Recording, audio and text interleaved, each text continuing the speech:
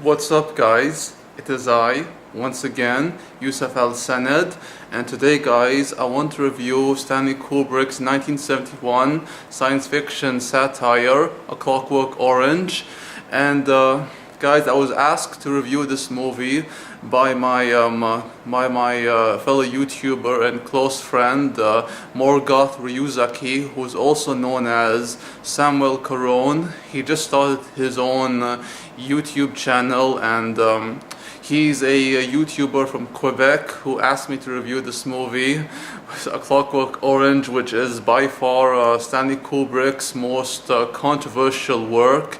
And Stanley Kubrick has made such amazing films like Paths of Glory, The Killing, Killer's Kiss, Spartacus, Lolita, and 2001: A Space Odyssey, The Shining, Barry Lyndon, Full Metal Jacket, and Eyes Wide Shut. But this movie, it's his most controversial work, which was released in England but pulled back later because of a series of copycat murders. And this movie is a very, very controversial film, if not the most controversial ever made. And the basic plot is about this young man named Alex, who is played by Malcolm McDowell, who is a young man that terrorizes people and unleashes his wrath of ultra-violence, is how he puts it, alongside his friends, or his droogs is how he describes them. And the rest of the film focuses on their outing and how they terrorize people, commit acts of crime, murder, and rape. Alex is a man who is very fond of music, specifically Beethoven's Ninth Symphony. It turns him on, and it gives him a sense to want to kill and hurt others, because he's a narcissist and someone who is very psychotic and enjoys inflicting pain on other people, and he gets most of his enjoyment by raping helpless women, as he would say, in out, in out.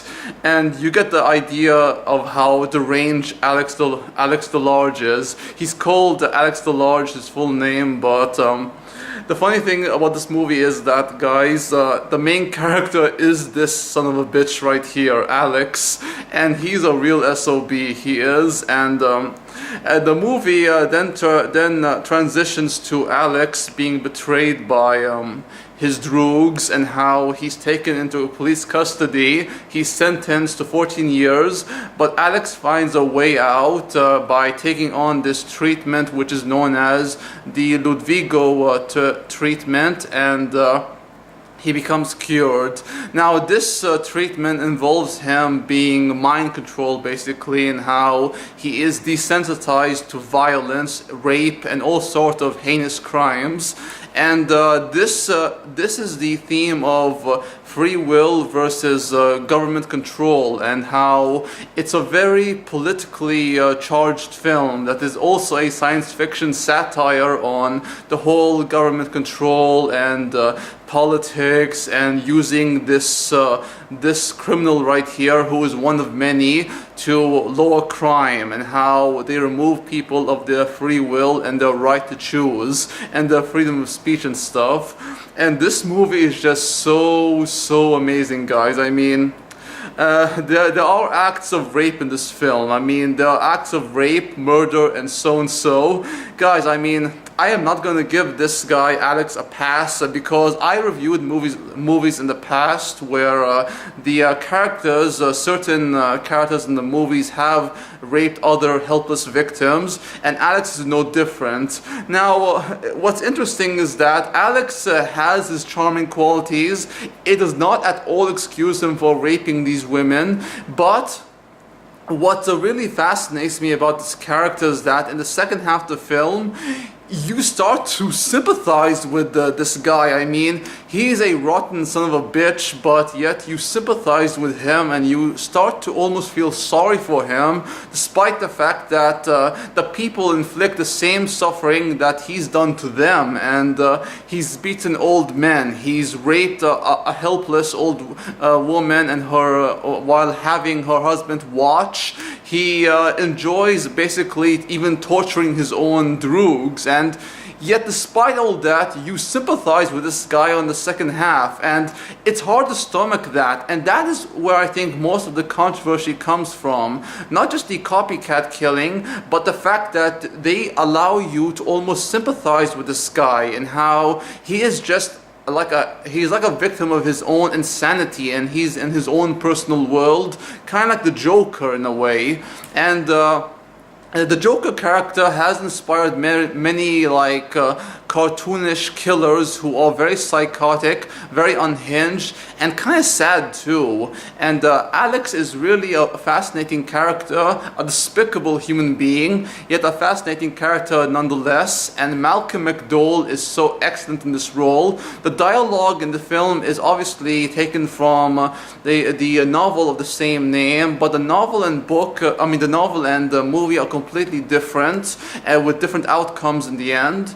But I really love this take on the book, and I have a friend from the States in New York who has read the book, and he loves both the book and movie, but prefers the movie version and the ending, and how the government control and free will and being removed of your choice, it plays a huge aspect and theme in the story, and I really love that aspect to the story as well. And Stanley Kubrick has always been the master cinematographer. He's always been known as one of the greatest filmmakers to have ever shot a film, probably the greatest. Every single one of his movies, including A Clockwork Orange, is amazing. They all look so good, so luscious, so gorgeous. And Stanley Kubrick, besides being a genius cinematographer, he's also a person who can tell good stories. Not the most traditional type of stories. His stories are how Steven Spielberg would describe in an interview as antithetical to how accustomed we are to receiving stories. And that's the best way you can describe Stanley Kubrick's filmography, because his stories are very unorthodox. You could say it's style over substance, but Stanley Kubrick has always been able to tell a story through visuals alone, and couple that with the performances and the outstanding direction. Obviously the dialogue itself, it's also good. And Stanley Kubrick has adapted a lot of stories from novels like The Shining and Eyes Wide Shut, which was based on a novella, and also Full Metal Jacket and Lolita by Vladimir Nabokov, which I have.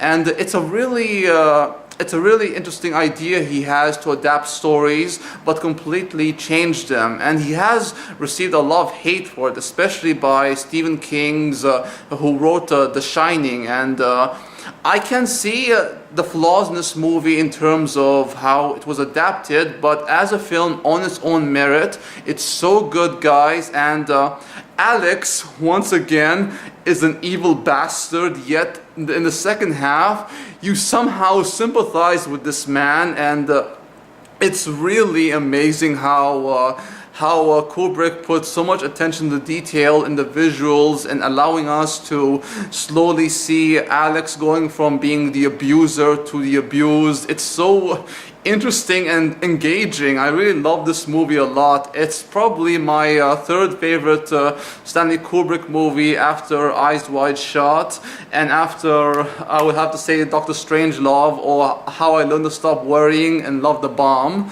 And this movie, guys, I highly recommend you all watch it. It's really amazing. And I will say though, do not watch this movie if you're easily offended by rape, murder, violence, blood, language, language. I mean, it doesn't have that much language, and the violence isn't that graphic, but it's still pretty disturbing at times. And the rape, oh, I don't have to describe how horrible that is, guys. And yeah, that's Stanley Kubrick's Clockwork Orange. Hope you like this review, Sam. And please do check out Samuel Caron or Morgoth Ryuzaki's channel. I'll put the link down below in the description box. Thank you all for watching. If you want to see more from me, then please like, comment, subscribe, and check out my gaming channel where I do Let's Play series, gaming content, all that kind of good stuff. Until next time, peace out, take care, adios, amigos, au revoir, and sayonara.